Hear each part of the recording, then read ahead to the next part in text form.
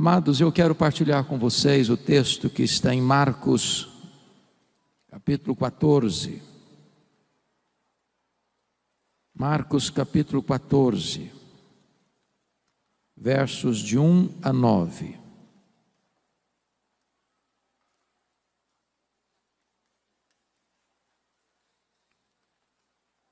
Marcos 14, de 1 a 9, peço que você acompanhe esta leitura comigo e depois mantenha sua Bíblia aberta nesta passagem, por favor. Dali a 2 dias, era a Páscoa e a festa dos pães asmos. E os principais sacerdotes e os escribas procuravam como prenderiam Jesus à traição e o matariam. Pois diziam, não durante a festa, para que não haja tumulto entre o povo. Estando Jesus em Betânia, reclinado à mesa, em casa de Simão, o leproso, veio uma mulher trazendo um vaso de alabastro com preciosíssimo perfume de nardo puro. E quebrando o alabastro, derramou o bálsamo sobre a cabeça de Jesus. Indignaram-se alguns entre si e diziam, para que este desperdício de bálsamo? Porque este perfume poderia ser dado ou vendido por mais de 300 denários e dar-se aos pobres. E murmuravam contra ela. Mas Jesus disse, deixai-a, por que a molestais? Ela praticou boa ação para comigo, porque os pobres sempre os tendes convosco, e quando quiserdes, podeis fazer-lhes bem, mas a mim nem sempre me tendes. Ela fez o que pôde, antecipou-se a ungir-me para a sepultura. Em verdade vos digo, onde for pregado em todo o mundo o Evangelho, será também contado o que ela fez, para a memória sua. Amém? O contexto desta passagem está meridianamente claro. 2 dias antes da Páscoa. E a Páscoa, todos vocês sabem, era a maior festa de Israel. Marcava a saída histórica de Israel da amarga escravidão no Egito, apontando para a cruz, onde Jesus abriu a porta do nosso cativeiro e nos livrou verdadeiramente. A Páscoa era a alegria dos judeus e o terror dos romanos. Isso porque na Páscoa a população de Jerusalém quintuplicava. E os romanos tinham medo de rebelião. É por isso que na festa da Páscoa, todo o aparato militar de Roma, que ficava em Cesareia Marítima, onde estava a casa do governador romano, se transferia para Jerusalém. Até mesmo o tetrarca da Galileia, Herodes Antipas, mudava sua residência oficial para Jerusalém durante a festa da Páscoa. Diz a Bíblia que 2 dias antes dessa festa, os principais sacerdotes e os escribas mancomunaram, orquestraram, planejaram a prisão de Jesus, traindo Jesus, para matá-lo depois da festa, depois que o povo tivesse ido embora. Entretanto, Mateus 26, que é um texto correlato deste, paralelo deste, nos informa que Jesus, 2 dias antes da Páscoa, disse para os seus discípulos que ele seria entregue nas mãos dos principais sacerdotes e escribas para ser crucificado. Em outras palavras, quando os homens pensam que eles são os protagonistas da ação, quando os homens pensam que eles estão no controle, quando os homens pensam que eles podem orquestrar contra Deus e contra o povo de Deus, eles estão apenas cumprindo uma agenda que o próprio Deus já estabeleceu. Quem está no trono é Deus, quem tem as rédeas da história é Deus, quem toma as últimas decisões é Deus, Como nós já ouvimos nesse culto pelo pastor Jessé, quem tem a caneta na mão é Deus.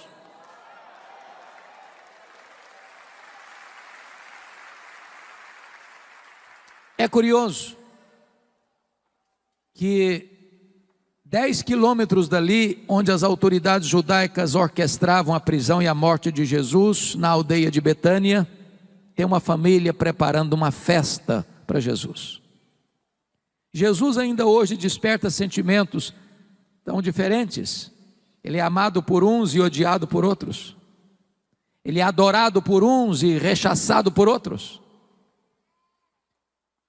Vale destacar que este jantar ou esta festa que foi preparada para Jesus em Betânia acontece na casa de um homem cujo nome é Simão. A Bíblia não fala do sobrenome do Simão, mas adjetiva o Simão. Simão, o leproso.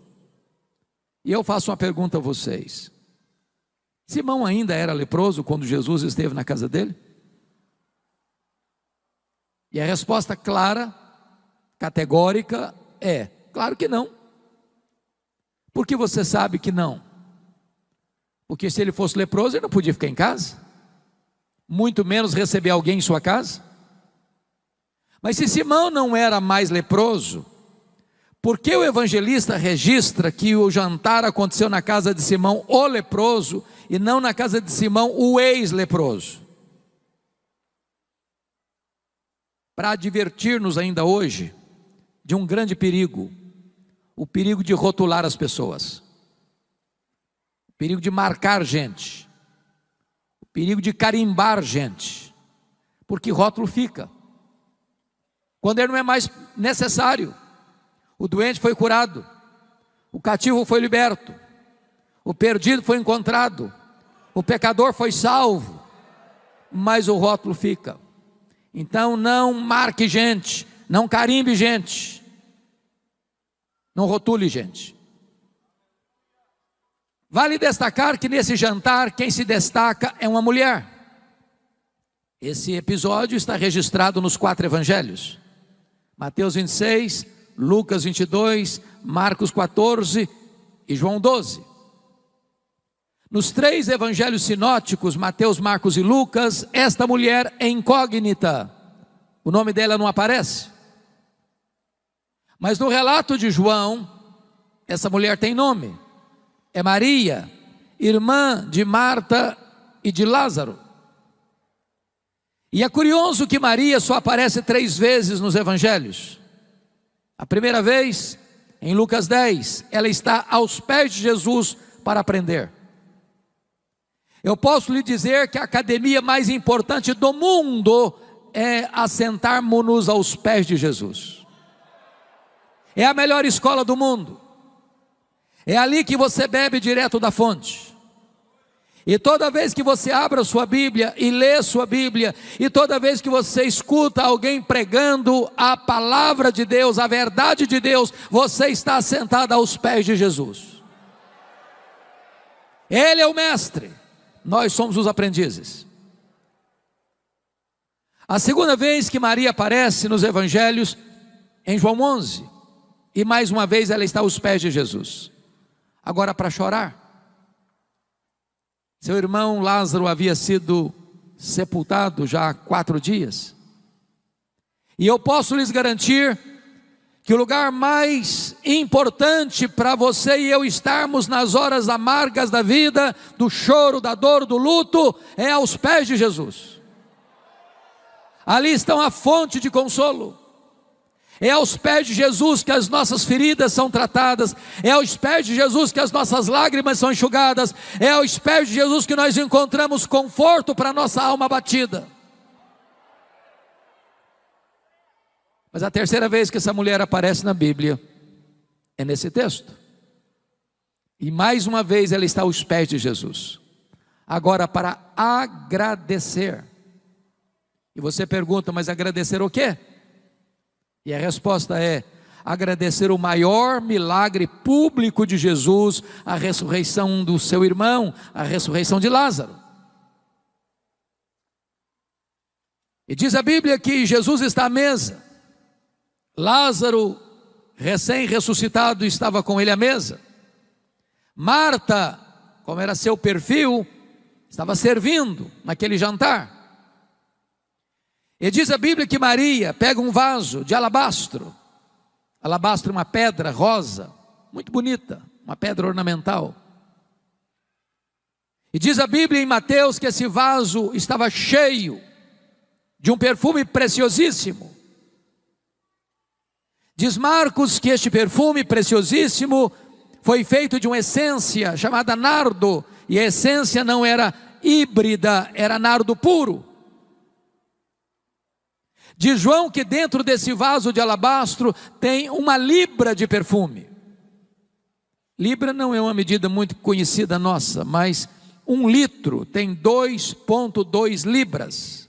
Em outras palavras, dentro desse vaso de pedra, de alabastro, tem em torno de praticamente meio litro de perfume.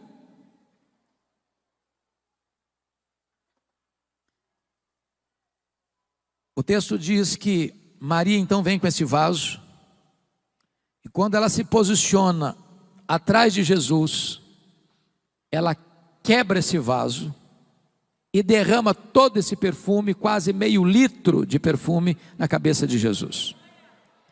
Esse perfume escorre pelo corpo de Jesus, como que antecipando ou preparando para a sepultura.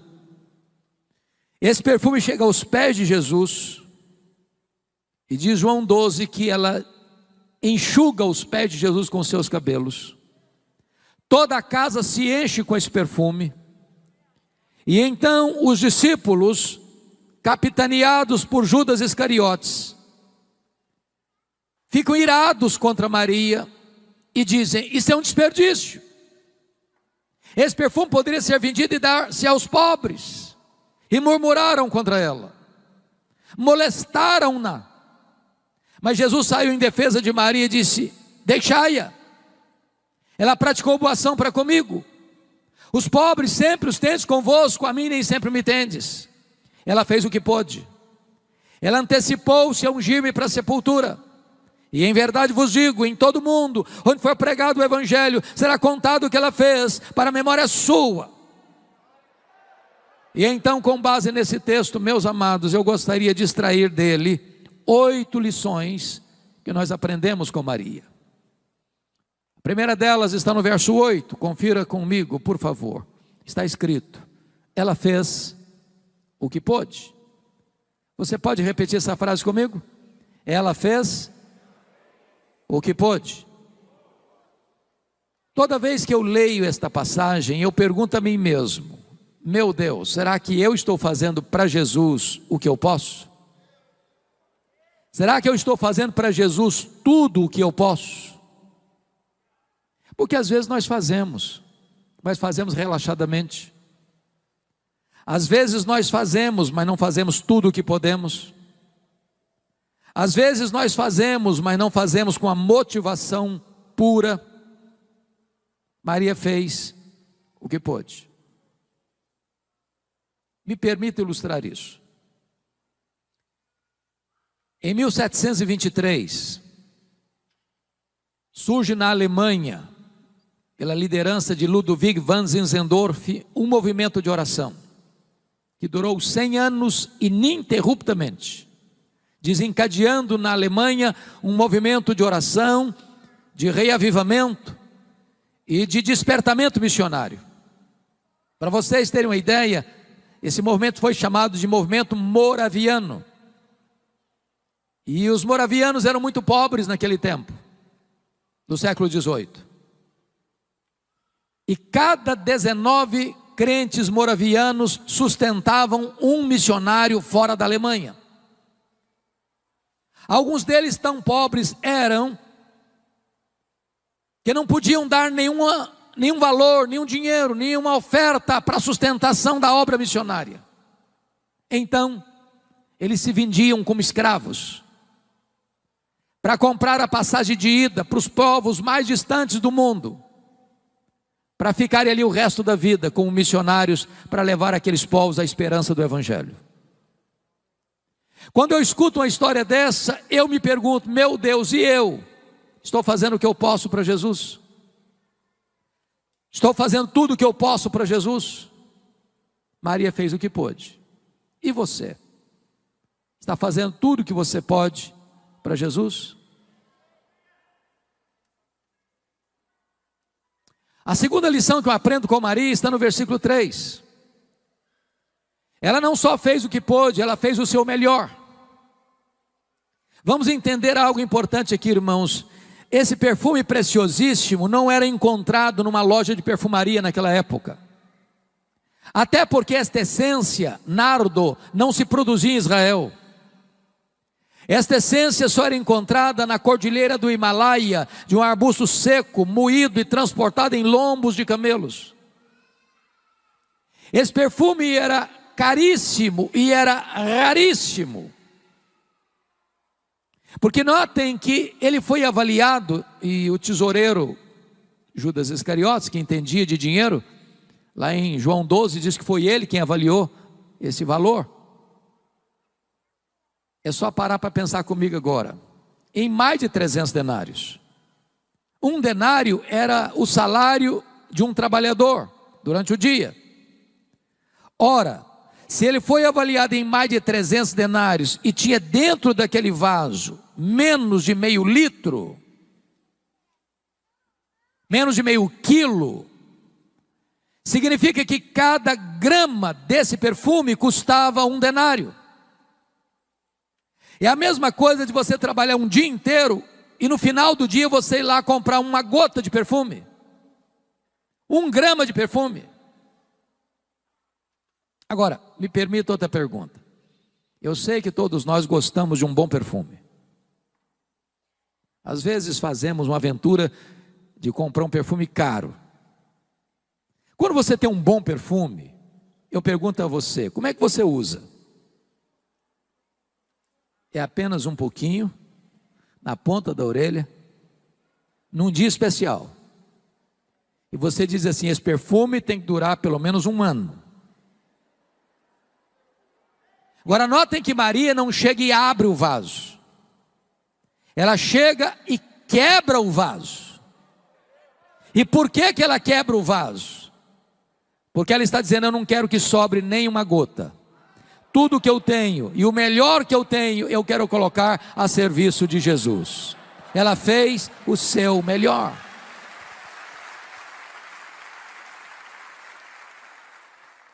Às vezes, irmãos, eu fico a pensar que aqueles que não conhecem a Deus como nós temos o privilégio de conhecer, são mais zelosos em servir aos seus ídolos, aos seus deuses, do que nós o somos em servir ao Deus da nossa vida.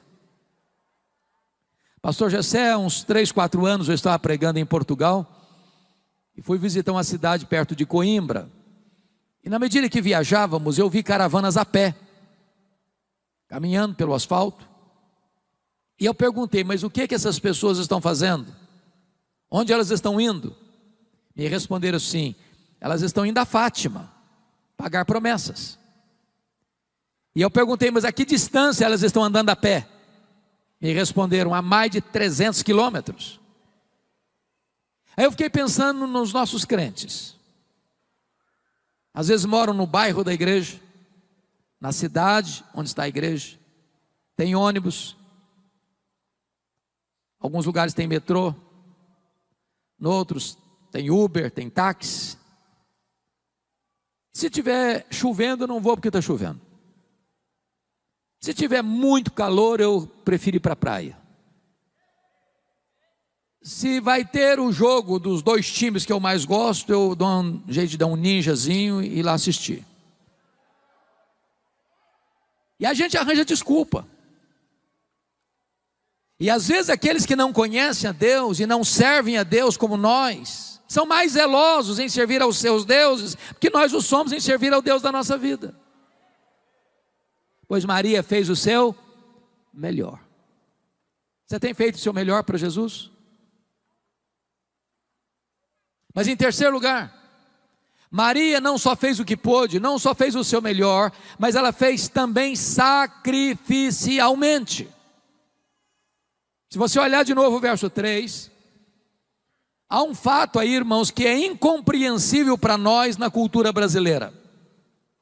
Nenhuma pessoa em sã consciência aqui no Brasil trabalha um ano inteiro para comprar um frasco de perfume. Ninguém faz isso.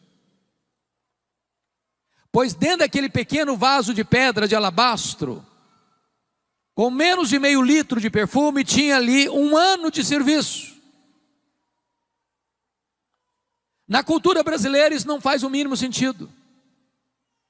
E você ainda pode perguntar, como é que uma moça pobre, de uma família pobre, de uma aldeia pobre, pode gastar um ano de trabalho, de economia, para investir num frasco de perfume? Você só pode entender isso dentro da cultura israelita.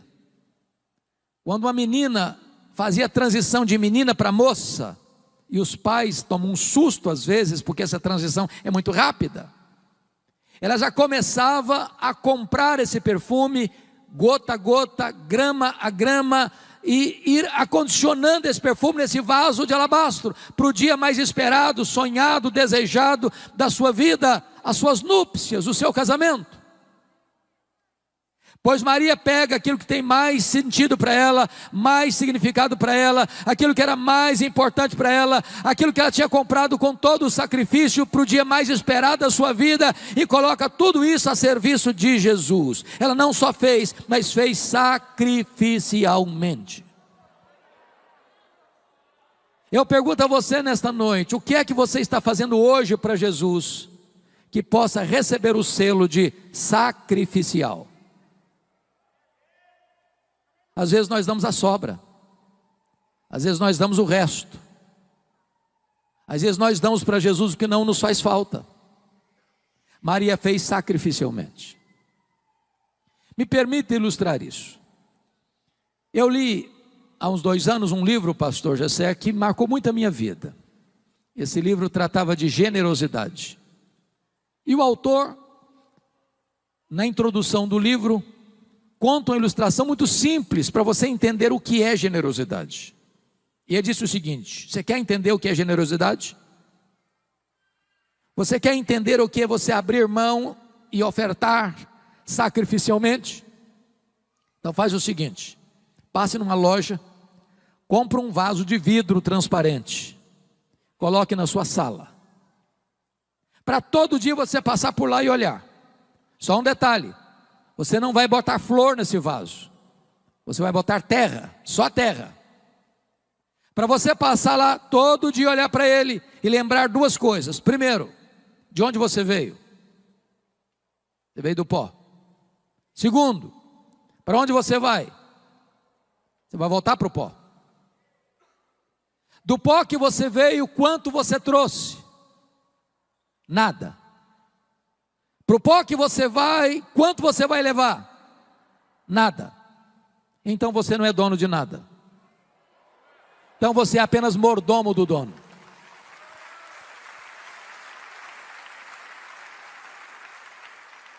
A Bíblia diz que o dono é generoso. E a Bíblia diz que você e eu somos mordomo do dono, e o que se requer do mordomo é que ele seja encontrado fiel. E a única maneira de você ser fiel com o que é do dono é sendo generoso com o que é do dono, porque o dono é generoso. O grande problema que você e eu temos para sermos generosos é a síndrome de dono. Se é meu, é para mim. No momento que você entender que você é um mordomo e você administra o que é de Deus, você não tem mais dificuldade de ser generoso com o que é do dono, porque o dono é generoso. O que você já fez hoje, até hoje, para Jesus, que você possa dizer assim: essa oferta foi uma oferta sacrificial? Me permita contar uma história que aconteceu aqui na Paraíba, na cidade de Itaporanga. A Igreja Batista Missionária estava passando um momento muito difícil em virtude da seca, e o pastor da igreja tinha um programa na rádio que alcançava 40 mil pessoas no entorno da cidade de Itaporanga. Mas a situação financeira estava muito difícil, e o pastor não estava conseguindo pagar o programa, estava 3 meses inadimplente. Então ele recebeu um ultimato da editora dizendo o seguinte: ou o senhor paga o programa, ou nós vamos ter que tirar o programa do ar. Então o pastor chegou na igreja no domingo à noite, e fez um desafio para os crentes: meus irmãos, o programa não pode sair do ar. Tem 40 mil pessoas que ouvem essa mensagem e nós não podemos tirar o programa do ar. Então eu quero conclamar vocês, a todos nós, fazermos uma oferta sacrificial para o programa não sair do ar.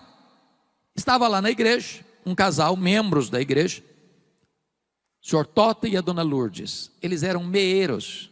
Essa palavra meeiro não é uma palavra muito comum aqui na cidade, mas meeiro é o cidadão que trabalha na propriedade de uma pessoa, planta, colhe, e na hora que ele colhe, metade vai ser para o dono da propriedade e ele fica só com a metade. Então o senhor Tota e a dona Lourdes moravam a 6 quilômetros da cidade, iam a pé. Retornando para casa, o casal ia discutindo, e a Lourdes dizendo: ô Tota, você viu o apelo do pastor, o programa não pode sair do ar, nós temos que fazer uma oferta sacrificial. E o Tota dizia: mas Lourdes, lá em casa não tem dinheiro. Não, mas nós temos que ajudar. Mas Lourdes, fazer o quê? Não tem dinheiro lá em casa, vão dar o quê? E a conversa vai rolando, e eles estão quase chegando em casa, e a Lourdes diz: olha Tota, então vamos fazer o seguinte, nós não temos dinheiro mesmo, mas lá em casa tem um terreiro, com muitas galinhas, e o melhor que tem lá é o galo, então nós vamos dar o galo. Tá bom, você quer dar o galo, vamos dar o galo, pronto. Segunda-feira de manhã, a Lourdes bota o galo debaixo do braço, 6 quilômetros a pé para a cidade, toca a campainha na casa do pastor, ele veio atender, e a Lourdes disse: pastor, eu vim trazer minha oferta sacrificial para o programa não sair do ar. Entregou o galo para o pastor. O pastor deu um sorriso amarelo, agradeceu, fechou a porta e pensou: meu Deus, o que eu vou fazer com esse galo? Pensou: vou fazer uma rifa. Não, rifa não combina com crente. Pensou, resolveu botar essa história na internet. Domingo de manhã, pastor Jeremias Pereira, que esteve aqui recentemente, leu essa notícia na internet. Deus tocou o coração dele. Ele chegou na igreja domingo de manhã e disse: meus irmãos, tem uma igreja em Itaporanga, no interior da Paraíba, que tem um programa que não pode sair do ar, então nós vamos levantar uma oferta agora para ajudar aquele irmão a pagar o programa. Levantaram uma oferta que correspondeu a 2 anos de programa.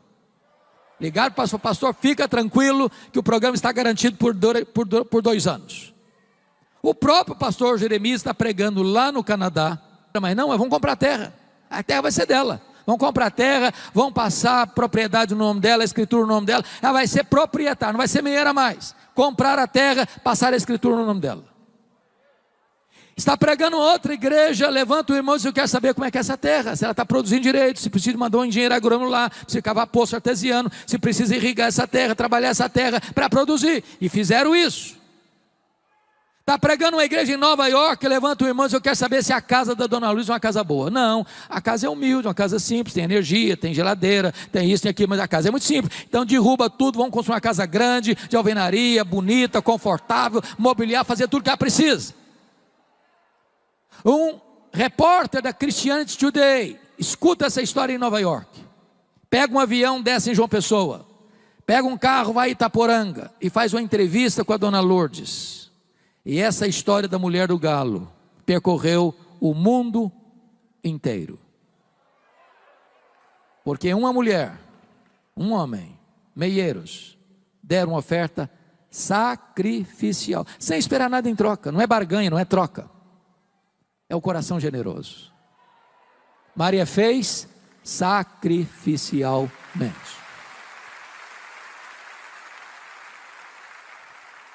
Quarto lugar, Maria fez apesar das críticas.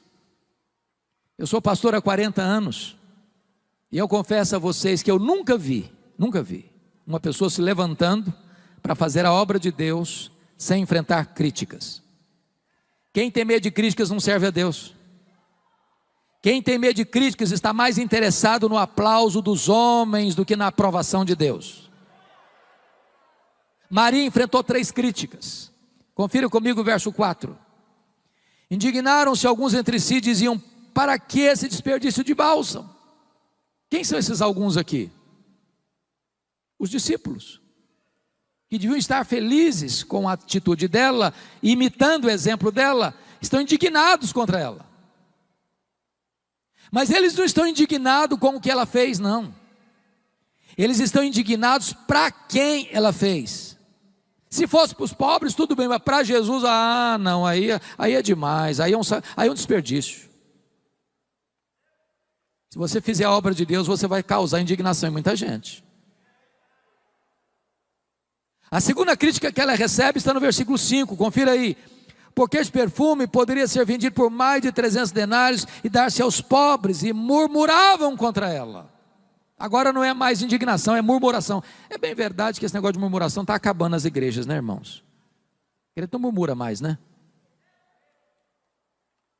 Mas vejam vocês, eles não estão murmurando, eles estão murmurando contra ela. É curioso que João 12 relata que é Judas Iscariotes quem puxa essa fila da murmuração contra Maria, e é nesse contexto aqui que a Bíblia diz que ele era ladrão. Ele não estava interessado em ajudar pobre, coisa nenhuma, ele estava interessado em embolsar essa grana. E ele fica muito irritado com Maria, porque ele é avarento, ele ama o dinheiro. E quando ele vê Maria de maneira tão generosa, de maneira tão sacrificial, oferecendo para Jesus algo que tem um valor tão grande que ele podia e queria embolsar, mas ela oferece para Jesus, isso provoca nele indignação e murmuração. E é desse jantar que Judas Iscariotes sai e vai para Jerusalém nas caladas da noite para vender Jesus e trair o seu mestre. Mas a quarta crítica que Maria enfrenta está aí no versículo 6. Mas Jesus disse: deixai-a, porque a molestais. Ela praticou boa ação para comigo. Primeiro, indignação. Segundo, murmuração. Terceiro, molestação. Molestar hoje é crime, da cadeia. Então deixa eu fazer uma perguntinha. Você está fazendo a obra de Deus? As pessoas estão criticando você? Continue fazendo a obra de Deus. As pessoas estão irritadas? Continue fazendo a obra de Deus. As pessoas estão murmurando? Continue fazendo a obra de Deus. As pessoas estão molestando você? Continue fazendo a obra de Deus. Você não faz para agradar a homens, você faz para exaltar a Deus. Faça apesar das críticas. Porque é bem verdade que tem crentes porcelana, cristal, crente hipersensível. Qualquer coisinha se melindra. Qualquer coisinha, também vou sair da igreja. Qualquer coisa, também eu estava fazendo, me criticaram, também não faço mais nada na igreja. Meu irmão, em nome de Jesus, você tem que ser um crente maduro. Larga de ser hipersensível. Larga de ser porcelana. Larga de ser crente cristal. Faça a obra de Deus, apesar das críticas. Mas em quinto lugar, Maria fez só para agradar a Jesus. É o texto de João 12 que nos relata isso, porque só João nos relata esse fato, que Maria enxuga os pés de Jesus com os seus cabelos. Você pergunta, na cultura brasileira, o que significa isso? Resposta, nada, nada, só um ato de humildade. Porém, na cultura israelita isso era um escândalo. Uma mulher não soltava os cabelos em público. Mas por que Maria fez isso?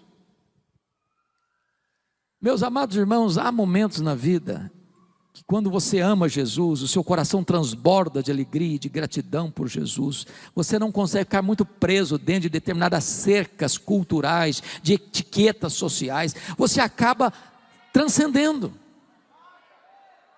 Maria não está preocupada o que vai pensar o Judas, o que vai pensar o Tomé, o que vai pensar o Mateus, o que vai pensar este, pensar aquele. Ela não está medindo palavras, ela não está medindo atitudes e gestos, porque ela está melindrada com o que um vai falar, o que o outro vai dizer, o que o outro vai pensar. Não, ela só tem um vetor que governa a vida dela, é agradar ao Senhor Jesus.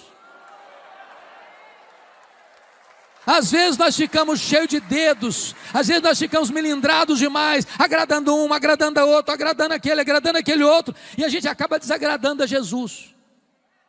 Eu não estou dizendo a você que você e eu temos liberdade para sair aí desagradando as pessoas, não. O que eu estou lhe dizendo é que o vetor que deve governar a nossa vida é só agradar a Jesus.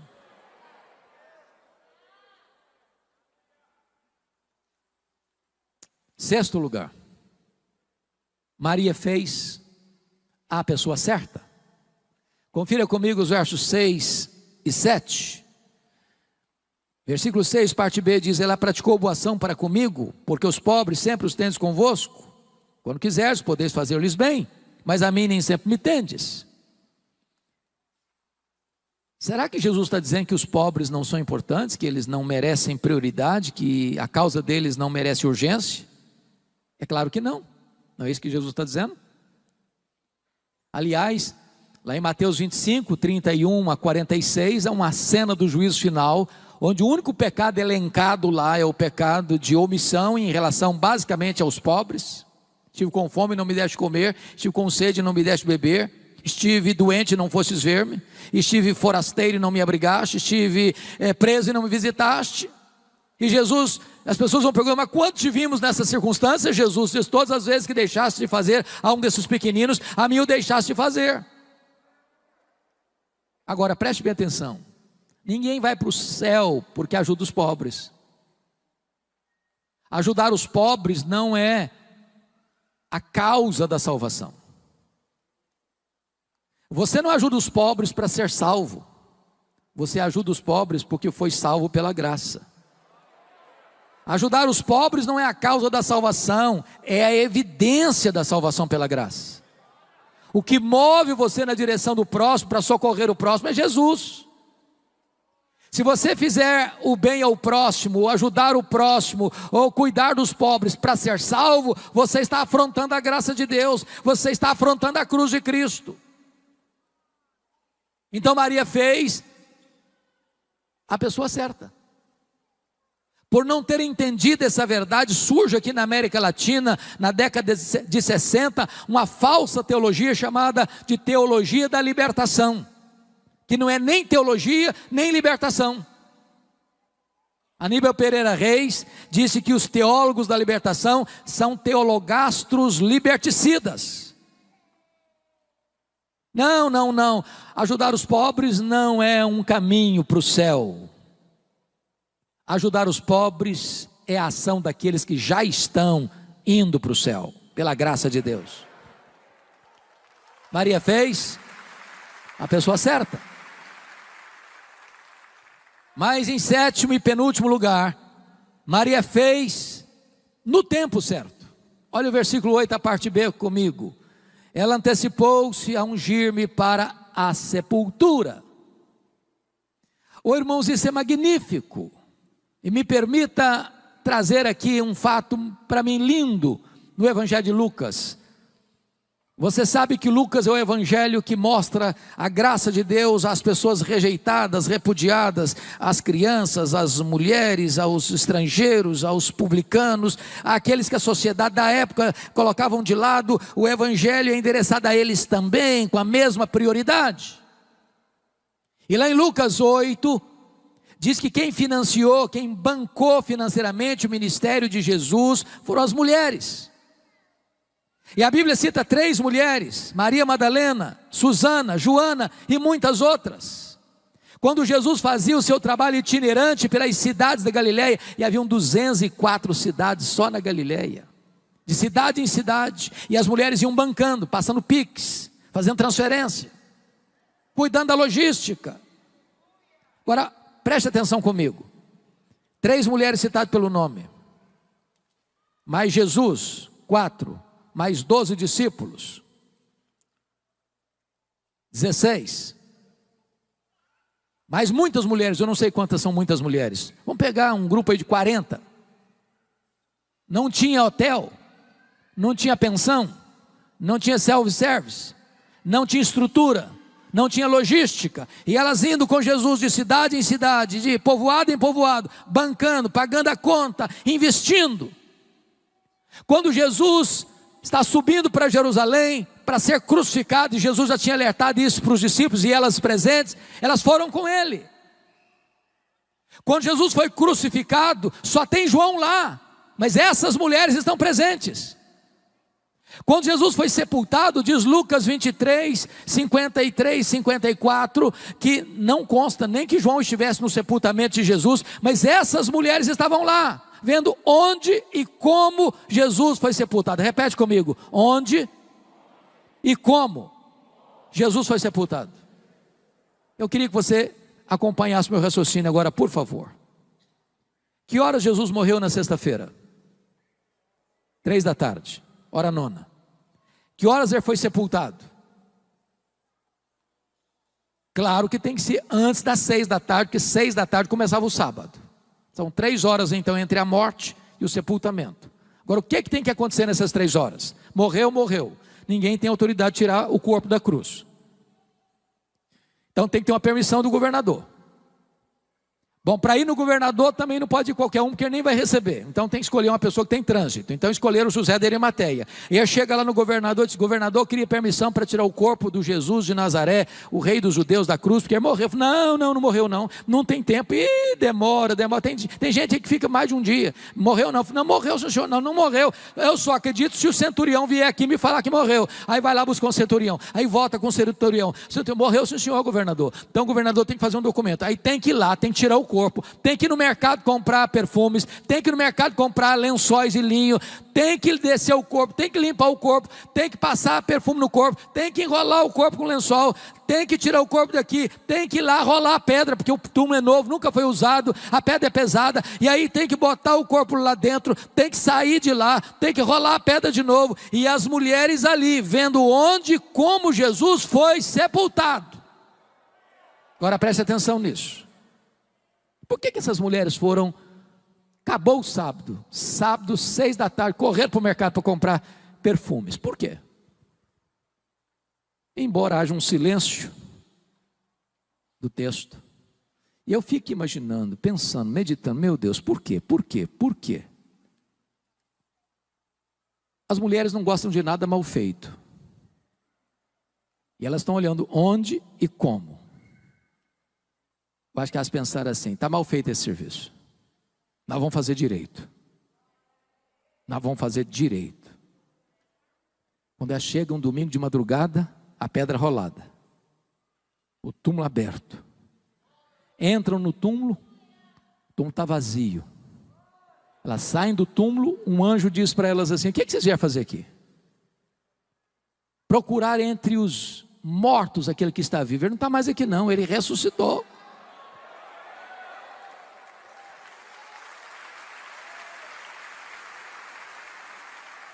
Mas sabe o que o anjo está dizendo para essas mulheres? Vocês fizeram muito por ele, bancaram o ministério dele, mas uma coisa vocês não fizeram: vocês não anteciparam a ungir o corpo dele para a sepultura. Agora não está precisando disso mais não, agora não precisa mais desse perfume não. Qual a lição que eu aprendo aqui? Tem coisas na vida que ou você faz agora, ou você faz hoje, ou você nunca mais vai ter chance de fazer. Faça no tempo certo.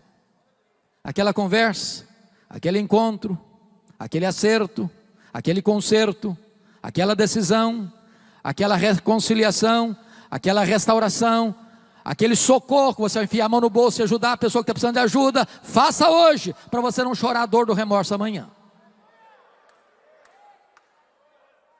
Há uma coisa que me choca muito, pastor Gessé, na cultura brasileira: são os nossos funerais. Eu nunca vi ninguém receber tanto elogio quanto os defuntos. Nunca vi. É uma rasgação de seda em cima do caixão que não tem mais jeito. A grande pergunta é: será que aquela pessoa escutou algum desses elogios?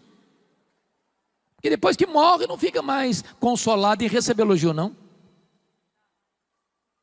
E tem gente tão espiritual que você fica até meio chocado. Não, pastor, esse negócio de elogiar é um perigo, porque vai levar a pessoa a ficar vaidosa. Meu amado irmão, o que a Bíblia proíbe é a hipocrisia. A palavra boa, na hora certa, com a motivação certa, é um bálsamo no coração.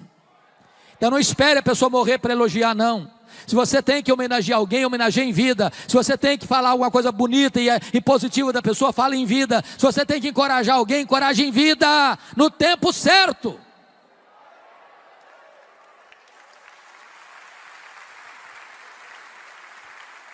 Mas a outra coisa que me choca na cultura brasileira, irmãos, é que defunto recebe mais flores do que gente viva. Ah, não dá para entender isso. Eu fui num funeral certa feita, eu contei 86 coroas de flores. Tiveram que contratar um caminhão só para levar as flores. E eu fiquei do lado olhando, pensando, meu Deus, coitado do defunto, não consegue tirar um botão de rosa mais, para que tanta flor para ele? Agora, sabe por que os mortos recebem mais flores do que os vivos? É porque a voz do remorso é mais forte do que a voz da gratidão. Você tem que mandar flor para alguém, manda em vida. Eu sei que os homens cearenses são muito cavalheiros. Nunca deixa passar em brancas nuvens o aniversário da esposa, aniversário de casamento, não é verdade? É uma coisa maravilhosa. Mas é provável também que haja algum que seja assim mão de vaca, sabe? Nunca comprou um buquê de flores para a esposa. Agora deixa eu dizer uma coisa para a irmã. Se você for na frente, e por ir na frente eu estou dizendo morrer antes dele, você que nunca ganhou um buquê de flores, vai ganhar uma coroa. E grande, hein? E ele nem vai pedir desconto na floricultura. Você tem que dar flor para alguém, dê em vida. E depois que morre, não fica nada consolado com esse negócio de receber uma coroa de flor, ou 50 ou 86. Faça no tempo certo. Último lugar, 8º lugar. Maria fez, vamos repetir as 7 primeiras? Maria fez o que pôde. Maria fez o melhor. Maria fez sacrificialmente. Maria fez apesar das críticas. Maria fez só para agradar a Jesus. Maria fez a pessoa certa. Maria fez no tempo certo. Mas em último lugar, Maria fez com reflexos para a eternidade. O versículo 9 diz que Jesus afirmou: em verdade vos digo, em todo mundo onde for pregado o evangelho, será contado o que ela fez para a memória sua.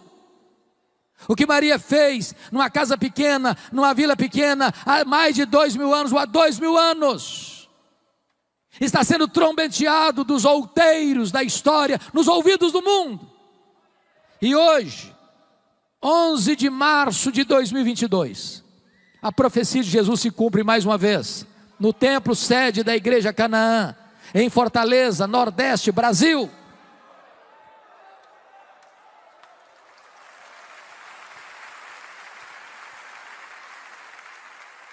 A grande pergunta nesta noite é esta: o que é que você está fazendo que vai impactar as futuras gerações? Não sei se você pensa nisso, mas imagine essa cena, se Jesus não voltar antes, depois de 50 anos que você já tiver partido desta vida, e alguém passar lá no cemitério, der uma espanada lá, naquela placa de mármore branca, a sua vida vai estar, a sua história ainda vai impactar alguém?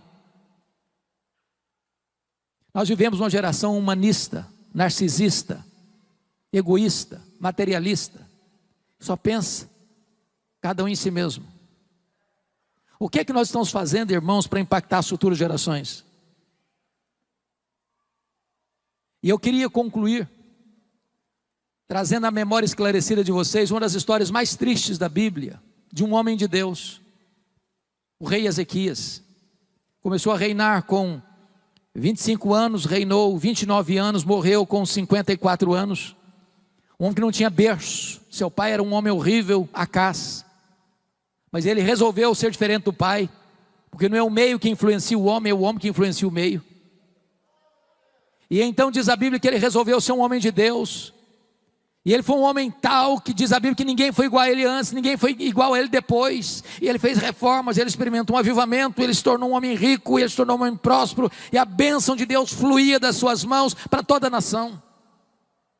Mas aos 39 anos de idade ele enfrenta 2 problemas gravíssimos. Foi no governo dele que caiu a Samaria nas mãos dos assírios, e esses mesmos assírios cercam Jerusalém e mandam um recado abusado para ele: renda-se, porque nenhum Deus pode livrar você da minha mão.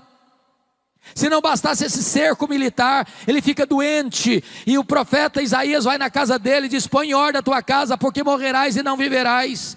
E diz a Bíblia que só sobrou para ele uma parede, e para a parede ele se voltou e orou fervorosamente, chorou abundantemente, e Deus respondeu rapidamente. O profeta não tinha saído da cidade ainda, e Deus diz: volta lá, Isaías, volta lá, e diz a Ezequias, príncipe do meu povo, que eu ouvi a sua oração, eu ouvi a sua lágrima, eu o curarei da sua enfermidade, e eu livrarei Jerusalém do poder da Assíria, e no 3º dia tu subirás à casa de Deus. O milagre foi tão grande que lá na Babilônia, um novo império que surgia, escutou-se esse milagre, e o rei da Babilônia manda uma comitiva diplomática a Jerusalém para visitar Ezequias, para oferecer presentes para Ezequias. E quando essa comitiva chegou, Ezequias abriu seus tesouros, abriu o seu palácio, mostrou toda a riqueza, toda a glória, toda a fortuna, todo o poder, todo o sucesso do seu governo, e não deu uma palavra sequer de exaltação a Deus, que foi mal aos olhos do Senhor. E o profeta Isaías voltou na sua casa e disse: escuta o que Deus vai dizer agora. Essa Babilônia vai se tornar um grande império e vai voltar. E vai saquear tudo que vocês ajuntaram. Tudo, vai levar tudo embora. E tem mais: dos filhos que tu gerares, serão levados cativos. E tem mais: esses filhos vão ser feitos eunucos. Sabe o que significa isso? Esses filhos vão ser castrados, não vão poder gerar. Isso aqui é uma tragédia maior que essa. Sabe qual foi a resposta do rei para o profeta? Boa é essa palavra. Bom, você não entendeu o que eu falei. Estou falando que a Babilônia vai saquear tudo. Eu estou falando que os filhos vão ser escravos. Eu estou falando que os filhos vão ser castrados. E você vem me falar que boa é essa palavra. Você ficou louco, você perdeu o juízo. O rei justificou. Boa é essa palavra, porque eu terei paz nos meus dias. Quando isso acontecer, eu já bati as botas. Quando isso acontecer, eu não estou mais aqui para contar a história. Na verdade, sabe o que ele está dizendo? Me perdoe da expressão. Depois que eu morrer, eu não estou nem aí, que se dane as futuras gerações. Lamentável. Lamentável. Quero dizer para você, meu irmão, que nós precisamos cuidar das futuras gerações. Cuidar dos nossos filhos. Cuidar dos nossos netos. Como o pastor Gessé orou aqui hoje. Nós não geramos filhos para a morte. Nós não geramos filhos para o cativeiro. Os nossos filhos são herança de Deus. Nossos filhos são filhos da promessa. E nós não vamos abrir mão deles. E nós vamos lutar por eles. E nós vamos orar por eles. E nós vamos jejuar por eles. E nós vamos chorar por eles. E nós vamos clamar aos céus por eles. Para que eles sejam cheios do Espírito Santo. Para que a igreja que está vindo por aí seja mais forte do que esta. Para que a igreja dos nossos filhos e dos nossos netos seja uma igreja mais comprometida com a palavra de Deus. Porque hoje nós estamos vivendo também para influenciar as futuras gerações. O que estamos fazendo hoje vai reverberar e vai trazer impacto nas futuras gerações, para que elas conheçam a Deus e andem na presença de Deus.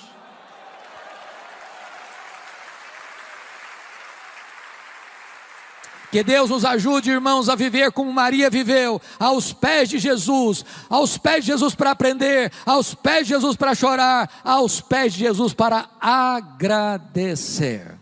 Que Deus nos abençoe. Amém. Descansar em Deus é um convite que encontramos repetidamente nas Escrituras. Em um mundo onde a correria e as preocupações são constantes, aprender a descansar em Deus é essencial para nossa paz interior e crescimento espiritual. Hoje nós vamos entender um pouco mais sobre como podemos aprender a descansar em Deus, utilizando a Bíblia como a nossa base.